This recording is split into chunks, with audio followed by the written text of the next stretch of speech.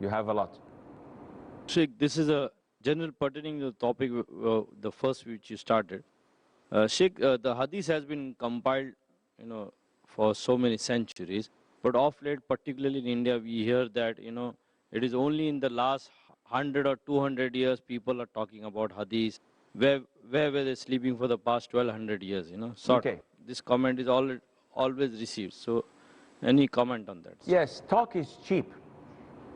Talk is cheap. These people who talk, they talk without knowledge at all.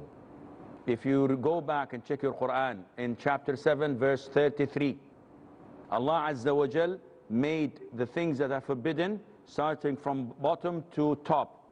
The last thing, He says, Allah, قُلْ إِنَّمَا حَرَّمَ رَبِّي الْفَوَاحِشْ مَا ظَهَرَ مِنْهَا وَمَا بَطَنَ. All kind of sins, whether apparent or concealed, is forbidden.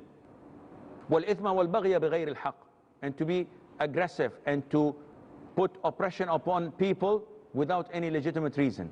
Number 2. Number 3, وَأَن تُشْرِكُوا بِاللَّهِ مَا لَمْ يُنَزِّلْ بِهِ سُلْطَانًا. To associate others with Allah without any proof. This is higher, huh?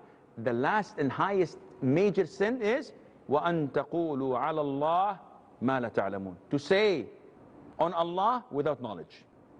Speaking without knowledge, Ibn al-Qayyim says, is greater than shirk.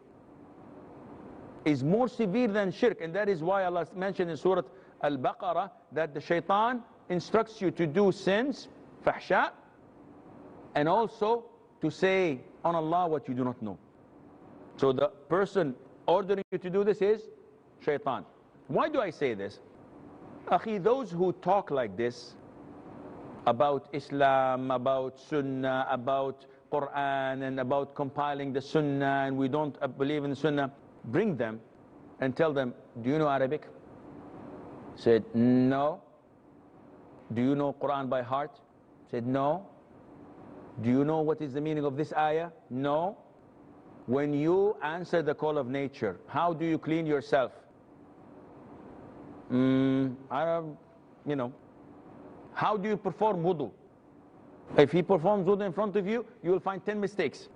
They are ignorant. They don't know the religion. What makes me sure about this? It's very simple.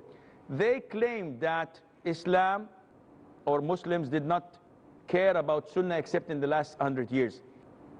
How stupid they are. Imam Abu Hanifa, may Allah have mercy on his soul, one of the great Imams of Islam, narrated hadith. But he didn't travel a lot. Who came after him? Malik ibn Anas, one of the greatest compilers of hadith. He has the book of Al-Muwatta, which is well known to all people of hadith. Then came after him his student, Muhammad ibn Idris al-Shafi'i, who traveled all over to collect hadith. And he is the one who said, whenever the hadith goes against my opinion, reject my opinion into the dustbin. And his companion, and also considered to be one of his students, Ahmad ibn Muhammad ibn Hanbal, the fourth Imam of the school of thought of Hanbali. He compiled one of the biggest books of hadith known as Musnad al-Imam Ahmad ibn Hanbal, and it's until today being used by scholars and students of knowledge. He was the teacher of Al-Imam al-Bukhari.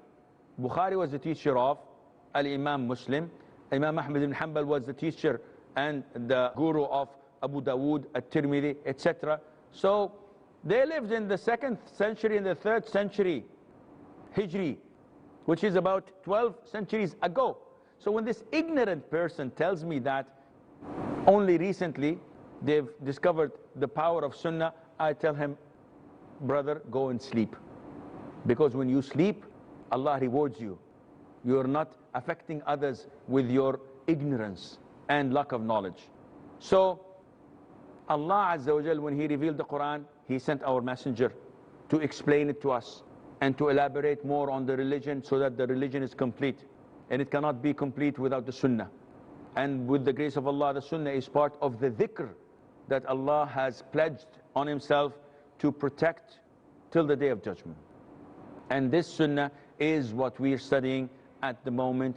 Its power, its legislation that we get from it is what gives the Muslims pride We know every single hadith, whether it's authentic and not authentic. We know the compilers of the hadith. We know the chain of narrators, each one of them.